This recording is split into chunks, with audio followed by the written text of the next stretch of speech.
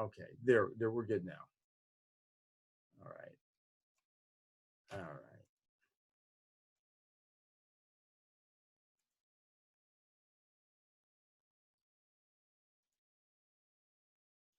Okay, so I'll just kind of briefly go over this since it's a lot of information. Remember, reabsorption is the process of moving material from the kidney tubules back into the capillaries.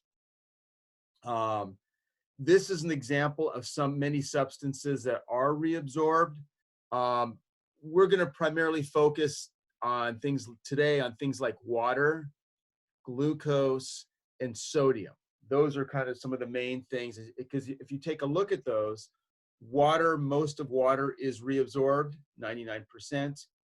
All of glucose is reabsorbed unless you're diabetic, and really most of sodium is reabsorbed. These other ones are important, but I'm going to focus pretty much on those three. Basically, I mentioned, 99% of the volume of blood of filtrate is reabsorbed with water. I mentioned some terms that really determine the ability of a substance to be reabsorbed. I spoke about what we call the renal threshold. And by definition, the renal threshold is the plasma concentration of a substance above which all of the substance is not reabsorbed in the blood. So what does that mean? Say, for example, with glucose, the renal threshold is about 180 milligrams. You can see right there. And we'll go over another table and take a look. If for some reason your blood level of glucose is above 180, that the blood then goes into the kidney, is filtered. Whatever amount that's above 180 is not going to be reabsorbed. It's going to continue on, and we're going to pee that out. Because what we're doing is we're saturating the carriers. If you remember, we've got these two molecules. One is called SGLT, that pulls glucose back into the blood along with GLUT. Remember, this is secondary active transport. This is facilitated diffusion. We only have so many of these SGLTs, and so if we've got a whopping amount of glucose, it can't take it all in. Whatever is not brought back in to the cell is peed out. So the renal threshold of glucose is about 180. Another term that's used by definition is called the transport maximum. And this is related to the renal threshold in the sense that there's a certain amount of transport, the rate of it. What's the maximum amount that we can transport when the carriers are saturated? So say if we've got 50 carriers, 50 SGLT molecules, and we've got 180 milligrams of glucose, what would be the transport maximum? So how the rate that it's reabsorbed when our carriers are saturated. That's kind of how it works. So for example, normally, as I mentioned, about really 100% of all glucose is reabsorbed as long as we're below that 180. And this, of course, is due to the SGLT on the one membrane, the apical membrane, and then the basolateral membrane, we have the GLUT, which is for facilitated diffusion. This is, I think, the diagram that we ended with. This is kind of a summary, and when you first look at it, it can be somewhat overwhelming. So let's break it up, though. This is the rate of glucose transport. This is the concentration of glucose. You see we have three graphs, three lines. This first line, the blue line, refers to the rate of filtration. And you can see as the amount of plasma glucose goes up, we're just going to increase how much is filtered. That makes sense. The more glucose you've got in the blood, the more you're going to filter into the kidney. That's very linear. That does not change. What does change with the amount of glucose is the reabsorption and the amount that's excreted. So even though we're filtering across the glomerular capsule, this continuous steady filtration rate, when the glucose reaches a certain point, even though we're continuing to filter, right, we reach a point where we cannot reabsorb anymore. And you can see right here, we're starting to level off this kind of a magenta color, right? There's 180. So at about 180, instead of this linear reabsorption, that starts to level off. Why does the reabsorption level off? Is because we've saturated the carriers, and what we're not reabsorbing is now being excreted. So you can see these two are kind of mirror, in some sense right here, kind of mirror images of each other. Reabsorption levels off and the excretion just continues because we're just peeing out more of the glucose because our carriers cannot handle it anymore. It's like, you know, a bus holds 50 people, say, you know, the 51st person tries to get on the bus, they can't, right? So that would be an example of we've reached our maximum, and that one person, instead of getting on the bus, is gonna have to walk down the street. That would be like excretion instead of reabsorption. All right, so I mentioned that really 3 molecules I wanna focus on for reabsorption. One is glucose, which is what we just did, very interesting one. The next 2 are salt and water, and we're going to focus a bit on not only the mechanisms of how they're transported, how they're reabsorbed, but also how they're regulated. First, let's take a look at sodium. And again, this is where things are going full circle. We learned all about these transport mechanisms early in the semester. And here we are one more time, seeing them. Sodium is transported in a couple different ways. This area right here represents the lumen of the kidney tubules. Right here, this yellow area. Sodium is reabsorbed in this case by, you can refer to this as primary active transport, right here.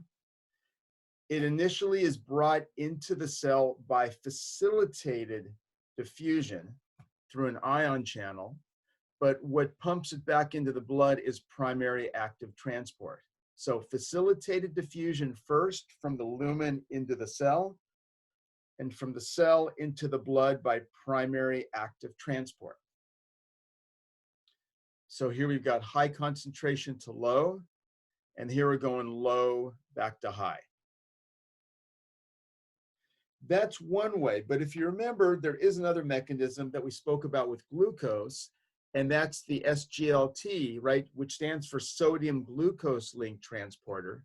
So sodium can also be brought in along with glucose. So let me just go back for a second. Oops. Right, this is the same basic thing. So when glucose is brought in, sodium is brought in. So sodium can be brought into the cell in a couple of different ways. Number one is by by facilitated diffusion, followed by primary active transport, or it can be brought in by secondary active transport here, and then pumped into the blood by the same sodium potassium ATPase. So a couple different ways of bringing sodium into the blood. All right, so the uptake of sodium is tightly regulated. And not all the different molecules that are reabsorbed are regulated, but sodium is certainly one of them. We need to have a certain amount of sodium in our blood, in our tissues. Remember, it's very important for a variety of things, whether it's osmoregulation. We talked about nerves with action potentials. Sodium is a very critical molecule. So we want to keep things at homeostasis, certain level. And as we've learned throughout the semester, if certain parameters of any different physiological process get too high, we can bring them down. If they get too low, we bring it up. things like blood pressure, different things like that. Well, in the case of sodium, that's also true. There's 3 different states of sodium in the blood. Number 1, where we want it. Number 2 is where it's too high. And number 3 is where it's too low. So let's take a look at what happens if sodium levels are too low. Sodium levels are too low. This ultimately leads to a drop in blood pressure. You often hear about people that have high blood pressure issues. One of the concerns is that they have to watch their intake of sodium, right? Sodium is not good because when you increase sodium, you increase blood pressure. So in this case, when you decrease sodium, decrease blood pressure. And so how does the body respond? Decrease in blood pressure is detected by the granular cells in the kidney. You may remember the granular cells. They also played a role when we're looking at that juxtaglomerular apparatus, that juxtaglomerular tubuloglomerular feedback loop, in the sense that how it responds to solute levels in the distal tubule by kind of causing a vasoconstriction of the arterioles. Well, this is another mechanism.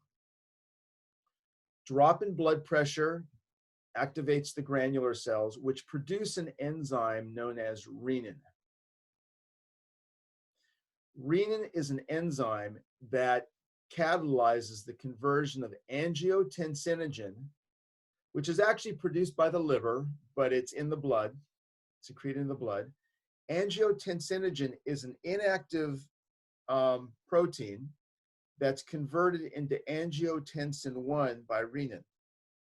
That's just the abbreviation for angiotensin. Angiotensin 1 is converted into angiotensin 2 by an enzyme known as ACE. Those of you guys that work in a clinical environment, you may have heard of ACE inhibitors. These are drugs that many people take if their blood pressure is too high. You block this enzyme to bring the blood pressure down. In this case, the blood pressure is already too low. So this enzyme is used to form angiotensin 2. And what does this do? Well, angiotensin 2 does a whole cascade of things that ultimately are going to increase blood pressure. Number 1, it causes a vasoconstriction of the arterioles. It increases the production of vasopressin. What is vasopressin? You've heard of it, it's called ADH. We'll talk about it a bit more in a little bit. This is a hormone that is produced in the hypothalamus that promotes water uptake, either through absorption from the kidneys or from just being thirsty. We have the thirst trigger that causes us to drink more water. So that increases blood volume, which will also help to bring up blood pressure. The final component is angiotensin 2 stimulates the production of aldosterone. Aldosterone is a steroid hormone produced by the adrenal gland that promotes sodium uptake, which is kind of what we were looking at to start, right? Low sodium. Aldosterone promotes the uptake of sodium. So what we have here is an incredibly efficient mechanism that responds when our blood pressure or blood volume is low, excuse me, and our sodium is low. How do we respond to that? We increase blood pressure by constricting the vessels. We increase the amount of vasopressin to promote fluid uptake. We promote the activation of aldosterone to promote sodium uptake. And I might add here, although it doesn't show the details, there's a cardiovascular response that is this is the sympathetic pathway. And as we know, sympathetic pathway increases the heart rate, the heart function. So we sometimes refer to this as the RAS pathway, renin-angiotensin system. Some people call it the RAAS, renin-angiotensin aldosterone. But this responds to low blood pressure, low sodium. This is just a diagram to remind you where these granular cells are. So remember, before we learned that the granular cells respond to the macula densa cells of the kidney tubule. Remember, this was part of that tubuloglomerular feedback. If the GFR was too high, these macula densa cells squirt out adenosine that stimulates the juxtaglomerular cells that cause a vasoconstriction of the arterioles. In this mechanism where we're looking at regulation of pressure as well, these granular cells produce renin in response to low blood pressure. So it's very interesting. These granular cells have a role not only when the blood pressure is low in producing renin, but they also have a role when the blood pressure or the GFR is high, right? When they cause a constriction. So pretty interesting stuff. All right, so this is kind of showing the pathway of going from the production of angiotensinogen to the production of aldosterone. And remember, angiotensinogen is produced in the liver. Renin is produced by those juxtaglomerular cells in the kidney. Aldosterone is produced by the adrenal cortex, which is this little cap that sits on top of the kidney. And that's how they got the name adrenal. If you separate the ad and the renal, renal means kidney, ad means on top of. All right, so you know, we are physiologists, so it's great to hear that aldosterone promotes sodium uptake, but we want to know how it does it, right? So there's got to be a mechanism. So the way it does this, and this primarily occurs at the distal tubules and the collecting ducts. I might want to emphasize that glucose is primarily reabsorbed in the proximal tubules, but the role of aldosterone on sodium uptake occurs at the distal tubules and the collecting ducts. How does it do this? Aldosterone promotes the increase in the number of sodium potassium ATPase pumps on the basolateral membrane. Remember, that's one of the important, that allows the sodium to go into the blood. It also increases the number of sodium. I might mention potassium, but potassium is doing something different. We won't talk about that now. I just want to focus on sodium. It increases the number of open sodium channels, which is going to allow for facilitated diffusion of sodium into the cell. So let me just back up for a second real quick here. So basically, this is, remember, the aldosterone will increase the amount of sodium channels.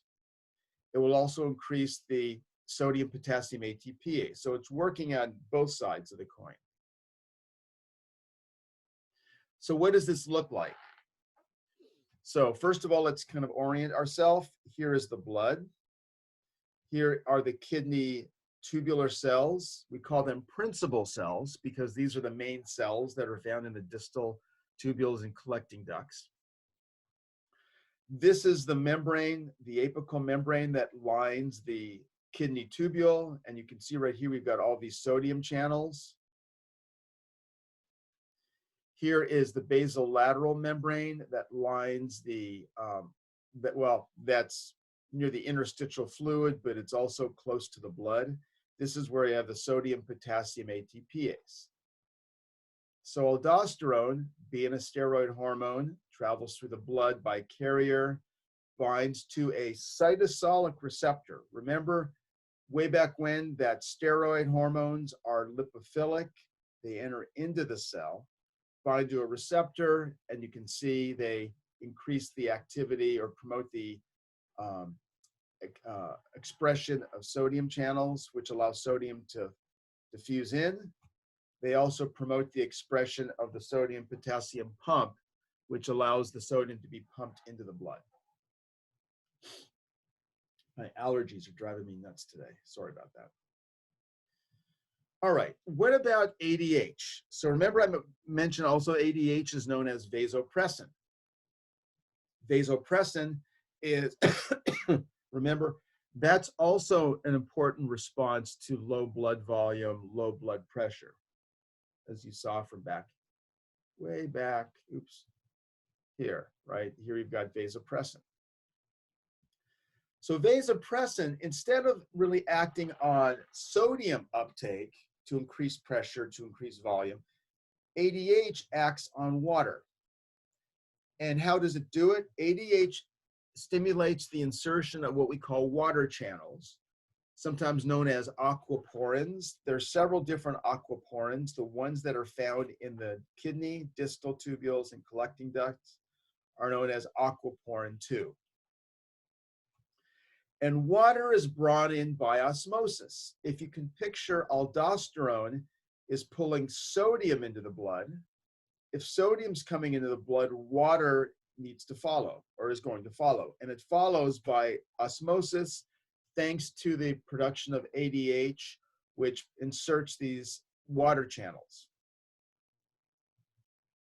Now, this serves a couple different important roles. Number one, it helps to maintain blood volume with the fluid, but also it helps to concentrate the urine, because being that we're land animals, we're constantly in danger of dehydration, right? So we want to conserve as much water as possible. So if you think of our normal blood osmolarity is about 300 milliosmoles, urine is not this normally, but we can actually concentrate our urine up to 1400 milliosmoles, which is very, very high. The idea is that enables us to concentrate our urine to conserve water. So what does this look like?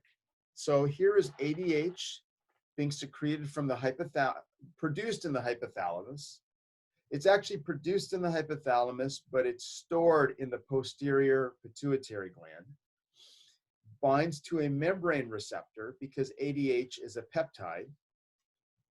This activates a signaling cascade, which is going to lead to the translocation, which is a fancy word for moving these water channels into the membrane. Because water channels aren't going to do any good in the cytoplasm. You need to insert them into the apical membrane, which is going to allow water to be reabsorbed. And then again, water goes into the blood. This is a different aquaporin, not regulated by ADH. This is just in the kidneys. But so we've got, again, allowing water to move in. So it's really intriguing. I think it's a pretty fascinating mechanism that allows us to regulate our sodium, water, and blood pressure, blood volume. All right. So hold on, I'm going to pause this. Excuse me. All right. So ADH, remember I mentioned, is helps to bring water uptake.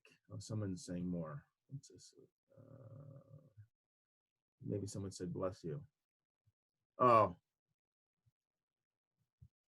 thank you. All right. All right. So vasopressin brings water in. Why would we want to bring water back into the blood? Number one, decrease blood pressure or blood volume. Blood pressure is low, blood volume is low. And also, if the osmolarity of the blood is too high, there's too much salt, we want to bring water in. And remember, I mentioned that water moves in by osmoregulation. I'm not going to ask you a lot of these details right up here. We've already covered these. I just want you to know that ADH is important. It's secreted in response to low blood pressure, low blood volume, right? Or if the concentration of the blood is too high, which would be due to also kind of related to low blood volume, because if you've got some sodium, but you don't have much water, it's going to be more concentrated. So at the end of the day, no matter what is triggering it, vasopressin is going to insert water pores, aquaporins into the apical membrane of both the collecting duct and the distal tubule to increase water absorption, to conserve water.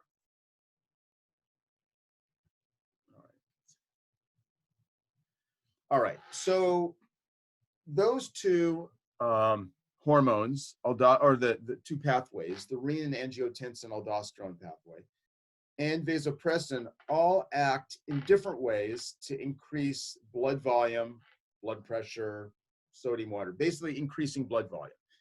But of course, as we know with how our body works, things go up and things go down. What happens if our blood pressure gets too high, which a lot of people have high blood pressure.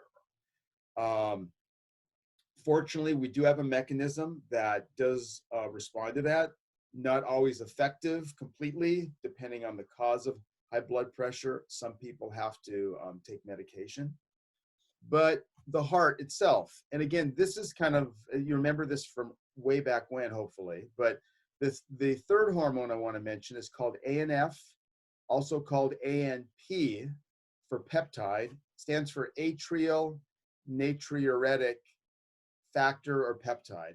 This responds when sodium levels or blood volume levels are too high. What happens is we want, if that's the case, we want to get rid of it. We want to bring our blood volume back down. So the best way to summarize this is ANF antagonizes everything we just talked about. Basically, it blocks the production of aldosterone. It acts on the kidney to block the production of renin. It acts on the hypothalamus to block the production of vasopressin. And of course, it acts on the medulla, the autonomic, basically to block the sympathetic system. So basically, it kind of antagonizes everything. So if you're not absorbing sodium by aldosterone, if you're not absorbing water by ADH, you're going to pee it out. So that's why it's called atrial natriuretic factor. Natriuretic means excretion of sodium. So let me just pause for a second. I'm just going to write a couple things out here. Share screen. So ANF has two main properties. It's natriuretic. Natriuretic, which promotes sodium excretion. And it actually is a diuretic, water excretion. So you may have heard of people who have high blood pressure, they take diuretics. These are drugs that help to promote the excretion of water and things. And you might wonder, it's like, why do they have to take these drugs if we have ANF? Well, again, much like with everything else in our body, yes, we have these different naturally occurring functional mechanisms, but sometimes they just don't work as well as we need them to, or there's some sort of other problems, other causes. All right, so let me go back.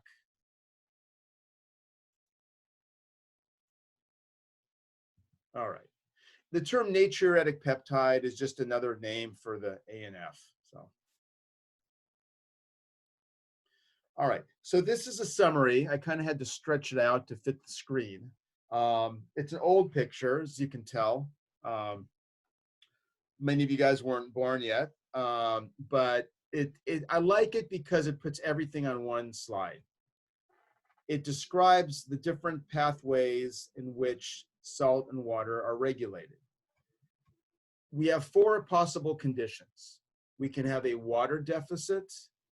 We can have a water excess. We can have a sodium deficit and a sodium excess. Well, we know very well when sodium is low, we respond by the renin-angiotensin-aldosterone system, which promotes sodium reabsorption. If we have a water deficit, or blood volume deficit, we know we respond by producing vasopressin, which promotes water reabsorption, right? So, but basically we've sort of taken care of the two deficits. What about if we have too much? Well, if we have too much water or too much salt, we produce ANF that's going to block renin, block aldosterone, and reduce sodium reabsorption, pretty much promote the excretion. If we have too much water, we're also going to produce ANF, which is going to block vasopressin and ultimately going to increase urine volume, what we call diuresis. So this would be diuresis, this would be natriuresis. All right. So we're kind of on the home stretch here, I think. So we're doing pretty good. All right. So we mentioned the different processes. We mentioned filtration across the glomerulus into the glomerular corpuscle into the Bowman's capsule. We spoke about reabsorption, moving that filtrate back into the blood. The last one, which I'm not going to spend much time on, but it's important to mention it to you and talk about it, is secretion. And remember, this is the process where substances go really the opposite direction of reabsorption. In this case, they're going from the capillaries, from the blood, back into the tubules. Some of the substances that are secreted into the urine, and many of these, of course, do not go by the conventional filtration mechanism. They're secreted here. Things like potassium, hydrogen ions. If we think of hydrogen ions, one thing that comes to play is pH, and we'll talk about that shortly. Choline, creatinine. You may have heard of creatinine. It's a metabolite. Penicillin is an antibiotic. These are obviously this molecule, as well as other substances that are drugs that once they exert their effects on our body, therapeutic effects, they're metabolized. And quite often the metabolite is toxic. We don't want that sticking around. So we want to secrete it. We want to secrete it to excrete it. All right. So speaking of secretion, I did want to talk about pH a little bit. And we saw on the previous slide, hydrogen ions. All right. So in addition to the kidney regulating the uptake and movement and filtration, blood pressure, all these different things that it does, ultimately forming urine, it also has the ability to regulate pH, much like the respiratory system. Remember the respiratory system? We spoke about hyperventilation, hypoventilation, how that can affect CO2 and pH. Kidney also has a very important role there, and this actually involves different cells of the collecting duct, right? So far, we've spoken about what we call the principal cells, and these are really involved with the reabsorption of some of those molecules we spoke about, like sodium and glucose. Well, now we have what are called intercalated cells that are found in the collecting duct, and we have two types. We have what we call the type A intercalated cells and the type B. And there's some similarities in there, but they're functionally also different. And I want to really zero in on the differences. Type A cells are cells that sense and respond to when there's an acidotic condition in the blood. When the acidotic, meaning that the pH is too low. All right. How do these cells respond? Basically, these cells respond by secreting. Remember that previous diagram we spoke about secretion of hydrogen? They secrete hydrogen ions into the urine through a proton pump. So hydrogen is excreted if the hydrogen levels in the blood are too high. So they secrete hydrogen. What about the type B cells? Type B cells, intercalated cells, are neighbors of the type A cells. These play an important role when the pH is too high in the blood or the hydrogen is too low. What they do is they eliminate bicarbonate, which is, remember, is a conjugate base. So they excrete bicarbonate through what we call a chloride shift. So remember, we spoke about chloride shift in the parietal cells, remember, of the stomach, to uptake chloride to make hydrochloric acid. We also eliminate bicarbonate. So we have a chloride shift acting here to promote excretion of bicarbonate to move the pH back to a more neutral level from its alkalotic condition.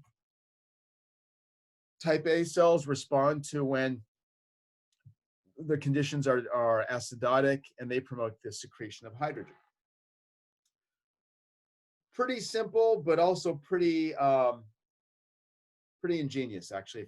If I can call a cell ingenious, that doesn't really make sense, but it's a pretty phenomenal mechanism, I think. All right. So we've covered all the 3 different mechanisms that influence the volume of urine that's going to be excreted. So now let's talk a little bit more about excretion.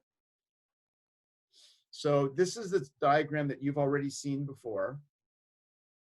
Takes a look at all the different processes, filtration, which occurs, remember, at the glomerulus, reabsorption, which really can occur anywhere along the tubules, but primarily in the proximal. Secretion as well, remember. And of course, down here we have excretion. I might add, of course, with the role of the distal tubule as well as the collecting duct in the uptake of sodium and water. So our final volume is in large part determined by the amount that's filtered, subtract the amount that's reabsorbed, and add the amount that's secreted. And that ends up being what we call our excretion volume. Well, I'm going to give you another equation as a way of assessing how our body gets rid of substances. This is, of course, a diagram showing basically the entire process. This is showing that how water, and I'm not going to ask you these specific numbers, but I do want you to realize, remember I mentioned that pretty much most of water is reabsorbed. Here we start out with 150 mils of water being filtered. We end up with a volume of 5 because most of it is reabsorbed, right? If you take a look here, we've got solutes. Some solutes are filtered, some of them are reabsorbed, right? But then some are secreted, and we end up with a certain volume. And again, I'm being very general, very vague, for a very good reason, because every solute is different. All right. I want to introduce you to a couple equations. Excuse me. Oh my God. All right. I went hiking and I came across some mustard plants yesterday. All right. I'm going to pause this for a second and grab something. So if you'll just kind of bear with me, I'm just going to stop the video and then we'll just continue shortly. I'll be right back.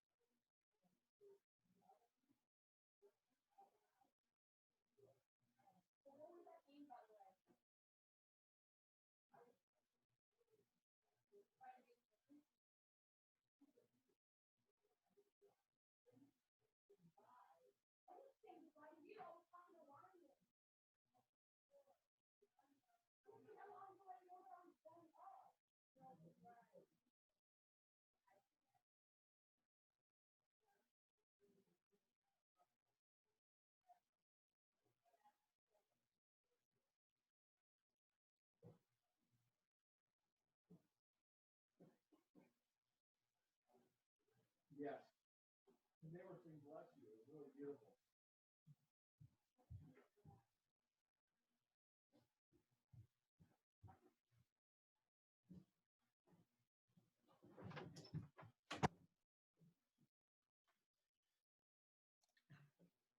All right, so hopefully nobody's left. I had to have some emergency pharmaceuticals. All right, let's go back here. Share screen.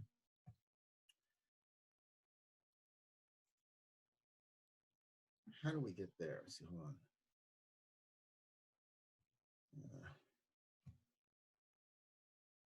on. Okay. So I want to introduce the word clearance. Clearance refers to, and this is actually very important clinically, this is the volume of plasma from which a substance has been removed by the kidneys per unit volume. Basically what it means, it's the volume of plasma that contains the amount of substance that has been excreted per unit time. I know that's kind of like a lot of gobbledygook. So what does this really mean? Well, clearance rate is refers, basically how do we calculate, first of all, how do we calculate the clearance rate? It's the concentration of a solute in the urine multiplied by the amount of urine. So the amount of solute in the urine, concentration-wise, multiplied by the urine volume per minute. Divide this by the plasma concentration of that same solute. You put those terms together, that gives us the amount of clearance. The reason why I'm focusing on this is because the clearance rate differs for different molecules. For example, one of the substances that's classically used to measure clearance rate is a substance called inulin. Now, you may have not heard of inulin. It's not insulin, but it's inulin. This is a substance that it's an artificial substance in the sense that we do not make it, but also when a person can actually ingest it, and what happens is it is filtered, but it's not absorbed nor secreted. So it's a kind of a control experiment. One of the ways that we can measure clearance of something is to see, for example, let me back up for a second. I'm getting ahead of myself. In the case of inulin, we're looking at a substance that's only filtered. There's no reabsorption and no secretion. So in other words, what goes into the kidney should be the same amount that goes out. And as a result of that, the clearance for inulin is exactly equal to the GFR, because everything that goes into the kidney goes out. There's no reabsorption, there's no secretion. So input really equals output. So in this case, the clearance equals the GFR. What's filtered all that's filtered is cleared, basically equal to each other. The reason why I'm emphasizing that, and of course, is because we're going to look at other substances that don't use that. So if you take a look here, you take a look at inulin. In this case, the solute is inulin. Say if we filtered 0.5 millimole of inulin, none of it is secreted, none of it is reabsorbed, so what ends up being excreted is 0.5 millimole. So this would be, for example, the GFR. This would be the GFR is 0.5 millimole, and this is the clearance. So basically, clearance of inulin equals GFR. Clearance is equal to the amount of plasma filtered. So I'm just mentioning that because you might wonder, it's like, why are we doing this? Because this is not something that normally is part of it's not a metabolite. It's just an artificial substance that's used to measure it. Well, we're using it kind of as a comparison. So this is a substance where the GFR is equal to the clearance. Well, now I want to mention something else, a molecule known as glucose, which you guys already know about. And glucose normally has a 0 clearance rate. Why is that? Because glucose is, unless someone's diabetic, is never excreted, right? It's completely 100% reabsorbed. So the clearance is equal to 0 mils per minute, right? Where the clearance for inulin is exactly equal to the GFR, which is what, 125 mils per minute?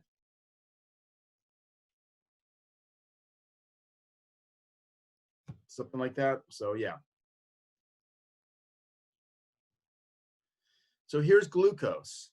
Say we've got 125 milligrams of glucose being filtered, right? None of it is being secreted. All of it is being absorbed. Thereby, we've got zero coming out. So we have a zero clearance. So this is a difference. The clearance of glucose is zero because it's all reabsorbed. The clearance of inulin is 125 mils per minute because the clearance is equal to what's being filtered. And there's nothing being reabsorbed, nothing being secreted. It's kind of cool stuff, I think. There are other substances that we can look at, but I just kind of wanted to give you a couple different extremes. All right. So if we would kind of take a look at really the global perspective here, the big picture, if the clearance rate is greater, let me back up for a second, look at the bottom one. If the clearance rate, which would be Cx, is less than GFR, then the substance was reabsorbed. So in the case of glucose, the GFR is normally 125, right? What's being excreted is zero. So the clearance rate is zero, the GFR is 125, so it's all being reabsorbed. Even if this were like 100, that would still indicate some was being reabsorbed because it's a little bit less than GFR. If the clearance of a substance is greater than GFR, in other words, if the clearance rate is greater than what was originally filtered, that means that we must be adding something to it. So there must be some secretion. If clearance is equal to GFR, that means nothing was absorbed, nothing was secreted, and that's inulin. In this particular case, if Cx is less than GFR, the example for that would be glucose. And there are some examples for the top one, but we're not going to get into those. All right. So this is kind of a cool one, right? Taking a look, for example, here is clearance rate for inulin is 125, which is the same as the GFR, 125 mils per minute. Nothing reabsorbed, nothing secreted. Here is glucose. The clearance rate is zero because it's all reabsorbed.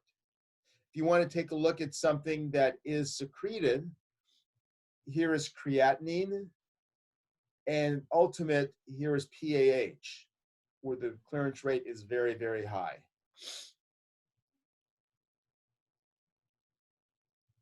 All right. So now we're going to lead to the final frontier here, the process of micturition. Micturition is another name for urination. And urine, of course, as you know, is formed in the renal tubules due to the combined actions of filtration, reabsorption, and secretion. Anatomically, what finally reaches the collecting duct, remember, if you think of the, I got a good picture here. Well, I'll show that later. You think of the anatomy of the kidney, remember you've got the nephrons with all the tubules, and then the distal tubule drains into the collecting duct, and the collecting duct drains ultimately into the renal pelvis, into the ureter. Ureters lead to the bladder, and then the urine, of course, is stored there until it is excreted through the urethra, which you saw in like the first two slides in the beginning of this lecture from last Thursday. All right. So let's take a look at some of the anatomy that really plays an important role in micturition. So of course, here's our ureters. We have yet one ureter reaching the bladder from each kidney. What do we know about the bladder? The bladder is a very thick muscular organ. It contains a very thick muscle called the detrusor muscle. This is going to play a very important role in the response of micturition because it's in this muscle that we have what we call stretch receptors. As the bladder fills up with urine, the bladder stretches, which, as we'll soon see, activates a nerve pathway. So that's an important role, an important structure, the detrusor muscle. Two other structures are important are the internal urethral sphincter and the external urethral sphincter. you've heard of sphincters a lot, right? When we're talking especially about the digestive system, when you're looking at the esophageal and the pyloric, and then the ileocecal, and then the anal sphincter, right? So these are all, again, circular muscles. We have an internal and external, much like the anal sphincter, right? Internal, external. The internal sphincter is under autonomic control. Autonomic, involuntary control, right? Parasympathetic control. The external urethral sphincter, skeletal muscle, I might add internal is smooth muscle, external is skeletal. And this is controlled via the somatic branch of the peripheral nervous system. So that's voluntary. So what is the mechanism of micturition? How does it work? Well, it all starts with requires a buildup of fluid within the bladder, which stretches the bladder, which activates stretch receptors that are found within the detrusor muscle. Let's take a look and see what happens. Okay, let's focus first of all on the autonomic, right? Notice the arrows, right? When activation of the stretch receptors, this activates the parasympathetic pathway, which causes the contraction of the detrusor muscle. So as the detrusor muscle is stretching, right, due to the filling, parasympathetic causes it to contract, which is going to squeeze urine, right? Squeeze out urine. That same autonomic, that same parasympathetic pathway is also going to open the internal urethral sphincter, because normally it's closed. Normally it's closed, right? At the same time, parasympathetic is being activated, sympathetic is being inhibited, right? And so we're ultimately getting this, the contraction of the detrusor muscle, opening of the internal urethral sphincter, which is allowing it to basically what we call like really relax. So this is interesting. Under stimulation of this sphincter, it's opening. Under stimulation of this muscle, it's contracting, right? This contracts, squeezes urine, which causes this to open up. Kind of like with the sphincter of Oddi, too, right? Remember, contraction of the gallbladder and opening up of the sphincter of Oddi. Well, this opens up the urethral sphincter, which is fine, right? But ultimately what happens, that we still have the external urethral sphincter. Well, normally we have this constant impulse of the somatic branch of the peripheral nervous system that's keeping the sphincter, the external sphincter, closed. Until this response, this micturition response, where at the same time we're increasing the activity of the parasympathetic that's opening this, we see a blockage of the somatic pathway, which is allowing the external to open up. Okay, so I know I may not have explained that clearly. When we're at rest, when we're not in a need to pee stage, right? The somatic branch of the peripheral nervous system is going to tonically keep the external sphincter closed.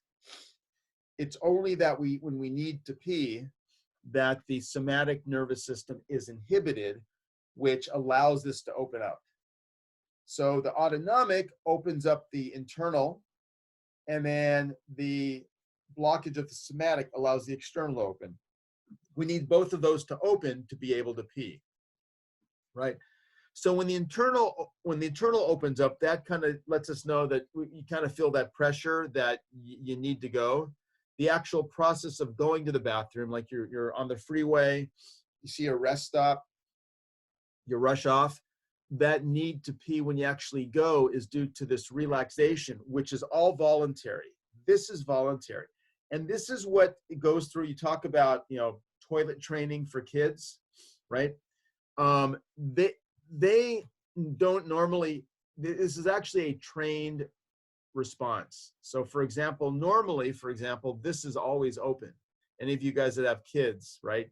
This external sphincter is like wide open all the dang time. It's only through learning the ability to sort of hold it that develops over time. All right. This is the same thing. I'm not going to talk about this. This is basically showing the same thing here, where you've got, here's the bladder, the detrusor muscle, which nerves basically activate this parasympathetic pathway, which contracts the detrusor muscle and also relaxes the internal sphincter. And then we've got the inhibition of the somatic pathway, which opens up the external. So you notice it's the inhibition of the somatic and the excitation of the parasympathetic that we need for urination. All right. Same thing here. I'm not going to elaborate other than just to say that remember all your neurotransmitters, right? So if you think of the parasympathetic control of the internal urethral sphincter, that's going to be under the control of the muscarinic receptors. Remember the muscarinic receptors? Whereas in the case of the external sphincter, that's somatic control, so that would be a nicotinic receptor. So there's like, you can see like the M3 receptor, muscarinic,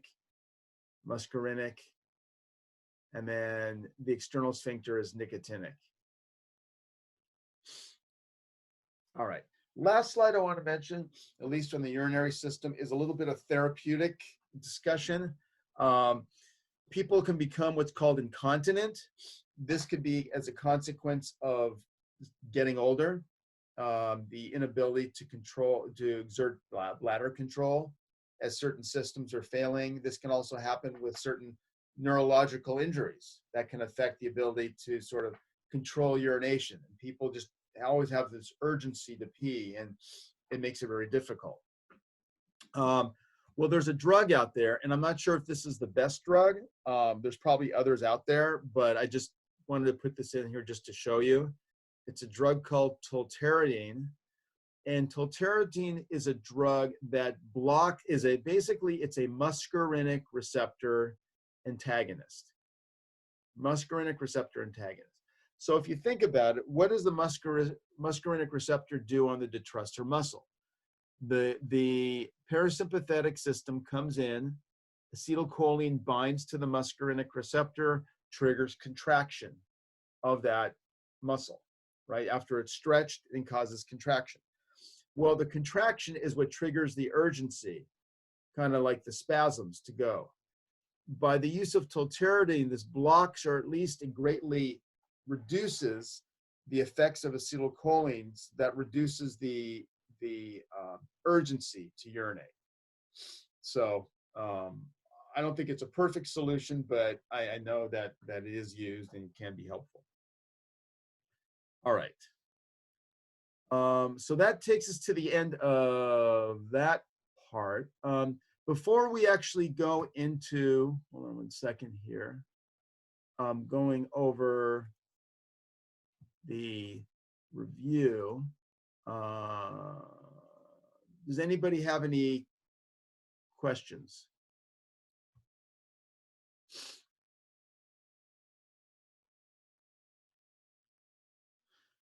All right, well, I guess we'll just dive right in. Share screen once again.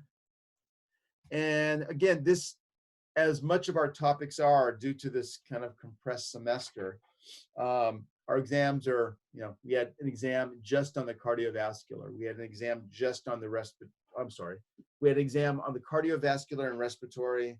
We had an exam just on the digestive. This exam will be just on the urinary. So it's very focused, but at the same time, very detailed, right? So kind of keep that in mind. It's less, it's more focused, which allows more in-depth discussion. So this is, I went ahead and put together the material that we went through, and you can kind of expect some of these questions to different, or some aspect of these questions. Obviously, with 25 questions, I'm not going to ask everything, but you should be able to have a pretty good in-depth understanding of most processes. Functions of the urinary system, the main processes: filtration, reabsorption, and etc. What are the organs of the urinary system? The kidneys, the ureter, etc.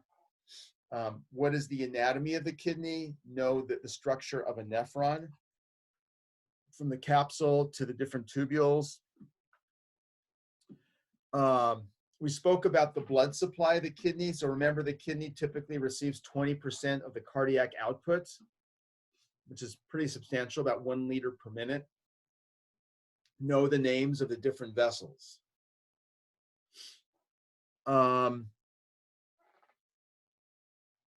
So the functions of the urinary system, I should add on that. That's just not the kidney, right? So we spoke about the bladder, how it stores urine, right? The ureter transports urine. We spoke about, when we talk about really what's going on with the kidney, that's where we talk about the processes, right? So filtration, reabsorption, and secretion, and how they relate. You know that FRSE minus plus, just know how the order of those different processes on establishing the urine volume. When we talk about filtration, absorption, and secretion, you should know how they affect excretion rates. Concepts of filtration. So when we talk about filtration, you know, you often wonder, how can we measure it? How can you measure kidney function? Well, with filtration, the main unit of measure is GFR, right? We want to maintain about 125 mils per minute, right?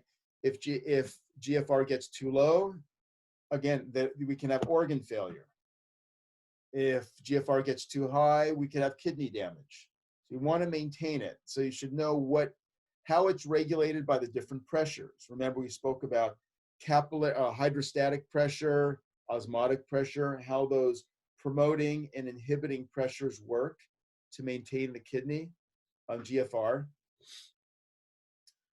GFR is so critical that we even require these other mechanisms, the myogenic and tubuloglomerular feedback. So know how they work. For example, with myogenic, remember, this is where you get the expansion followed by the tight constriction of the afferent tubules to reduce the blood pressure if it gets too high. And of course, the tubuloglomerular feedback, this is where we talk about the crosstalk between the distal tubules, macula densa cells, and then the granular cells. We're able to maintain GFR pretty much across a wide range of pressures, keeping it at about, normally about 180 liters per day goes through, right? Maintaining a certain GFR of 125 mils per minute. But if the blood pressure gets too low or too high, we can't regulate it. And so we learned about how we respond to if we're losing blood, how we lose fluid. What is the GFR response if we lose blood? Remember, we don't want to lose it, so we have to decrease the GFR. Speaking of filtration, much like if we're talking about anything that's going across a membrane for filtering, whatever, we need to have a very thin surface. Much like when we're talking about the respiratory system, remember the respiratory membrane. Remember, we have the capillary endothelium, the alveolar cells, and the basal lamina. We have a filtration membrane, which is quite similar. We have the capillary endothelium, but in this case, we have the podocytes. Remember those with the slits, with the fenestrated capillaries, along with the basal lamina that allows for a selected size molecule to go through. Remember, large molecules such as proteins as well as blood cells cannot pass through that membrane. Should understand the relationship between renal blood flow, GFR, and filtration fraction. What are some of the numbers, positive, negative.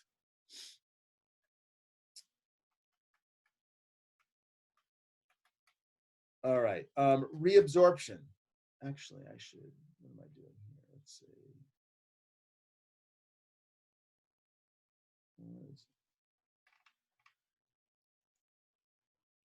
Let's see.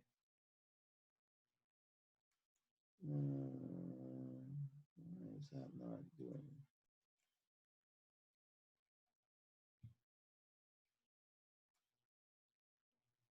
Oh, there you go. I should have been doing this all along. So I'll just go like this.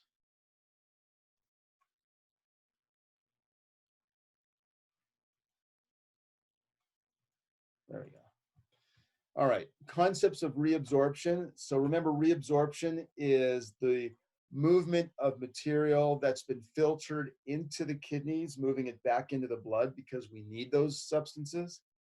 So understand what is reabsorbed and some of the different pathways. Specifically, remember, how is glucose reabsorbed? How is sodium reabsorbed? Secondary active transport, primary active transport, facilitated diffusion. When it comes to reabsorption, I did mention some terms and the importance of them. Remember, we spoke about the renal threshold, which is the concentration of a solute above of which it will not be reabsorbed, and some of it will spill out into the urine. I use the example of like a dam, right? Dam can hold back water, except when the water gets too high, it will go over that dam. Think of someone who's diabetic, blood sugar levels are too high. That's why one of the markers for diabetes, at least before it's managed, is glucose in the urine. We spoke about carrier proteins. Remember, these are the molecules, like I mentioned, the SGLT, and these are the ones that we have a finite number of those. And after those are all occupied by whatever the substrate is, any more of that substrate that comes in, or that solute that comes in, it's going to not be reabsorbed. It's going to spill out into the urine. We spoke about the transport maximum, basically the rate in which substances are reabsorbed when they're at their threshold. Mechanisms of glucose transport, mechanisms of sodium transport, I just kind of spoke about that.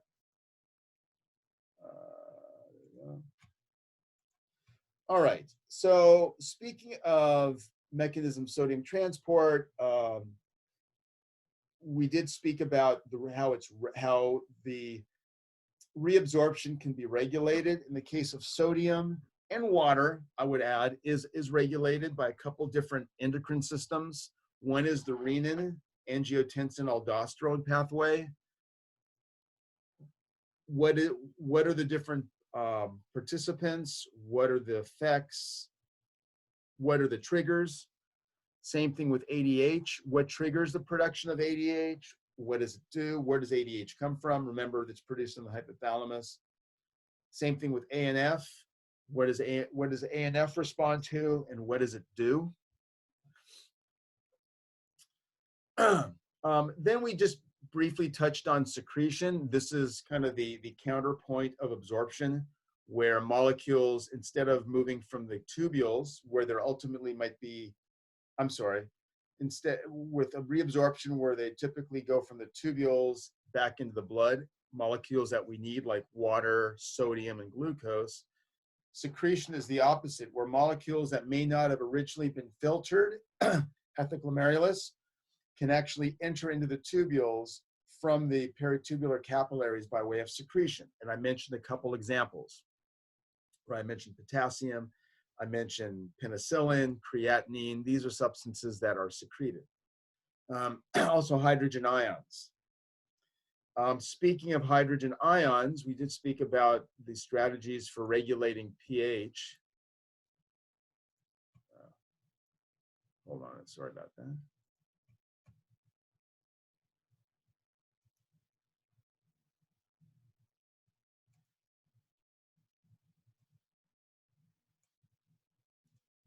Strategies for regulating pH. Remember, I mentioned that we have cells in the collecting ducts as well as in the distal tubules called intercalated cells. This is in contrast to the principal cells that are found primarily throughout the kidney tubules. And these are the ones that are involved in reabsorption of things. The intercalated cells respond to changes in pH in the blood, and they respond either by the secretion of hydrogen ions if the blood pH is too low or acidotic, or they can secrete bicarbonate if the blood pH is too high to get rid of that conjugate base. We then spoke about secretion, or I'm sorry, excretion, and of course we spoke about what renal clearance is. Remember that whole equation. You should know what the equation is. Remember, it's the concentration of the particular solute in the blood, the concentration of that particular solute in the urine, and of course the other parameter in that was the excretion rate. So excretion rate times the urine concentration of that substance divided by the plasma concentration. And we spoke about the clearance rate of a couple different molecules. One, inulin, which is, you think of those three processes of renal function: filtration, reabsorption, secretion. Inulin is only filtered. It is not secreted or reabsorbed. So everything that comes in goes out. So GFR equals clearance. In the case of glucose, remember, unless it's a pathological condition like diabetes, all of what goes in gets reabsorbed. So what goes in does not come out normally. It's a big fat zero. All is reabsorbed. So the clearance rate for glucose is normally zero, whereas the clearance rate for inulin is like 125, like a typical GFR.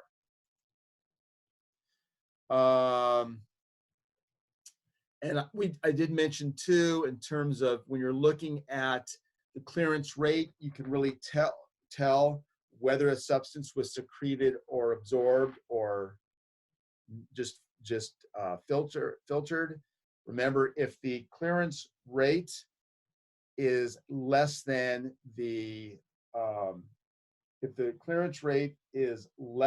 GFR, that indicates that it was reabsorbed. If the clearance rate is greater than the GFR, it means that it was secreted. If the clearance rate is equal to the GFR, like we have for inulin, that means it was just filtered. Finally, the last step, just micturition.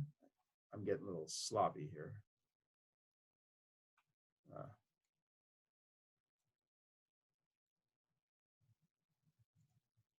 Concepts of micturition, what micturition is, what are the organs involved, what are the components, the sphincters, the muscles, and what is the neurological pathway that regulates it.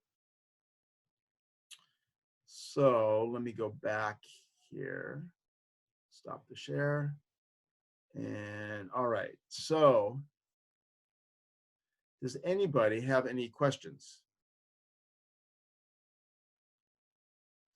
Oh, someone's known as P163. That's interesting. I don't know who that is. We had a good turnout today.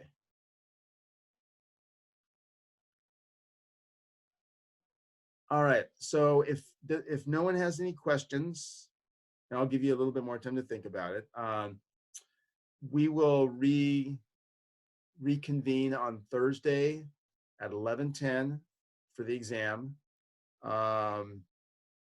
It's going to be 25 questions. You only get one opportunity to answer the question. Let's see what else. Exam's going to be at the same time, I think 45 or 50 minutes. And let me think what else. Oh, as far as the lab, I've heard from a couple of instructors that there is a problem with the password on PhysioX. Can anyone pipe in and tell me if that's been resolved? If anyone knows anything about that? Oh, the old password works again. It's so weird. I don't know. I have no idea. All right. So, okay. So the old password works again. So if there's any issues, okay. If there's any other issues, I know Robin will let me know. Otherwise, like you've heard, I'm recorded this lecture, so I'll go ahead and post it so you guys can take a look at it as you need to. I will have office hours, and I think I put up there what my office hours would be. Yeah, today from 4 to 5. So if you guys want to stop by, chat, have any questions, we'll be glad to. I'll be glad to help out with anything. So let me stop share. And I think that'll be it. So everyone have a Professor, excuse me, I have a question. Are you gonna send a practice exam? I don't think I'm because the reason why I sent out the practice exam to begin with was until you guys kind of got familiar with kind of the format of the test. So now I think you guys have a little bit better format, better understanding of it. I'm not going to set another practice. Someone asked, can we get a little bit more time? No, that's plenty of time because there's 25 questions. 45 minutes, 50 minutes, that's definitely ample time to be able to answer the question. So, Professor, yes. are we still going to get 45 minutes for it, or is it going to be shortened? Oh, no, it's going to be 45, about 40. Yeah, it used to be an hour. I'm going to leave it at about 45, maybe 50 minutes at the most. Okay. Yeah.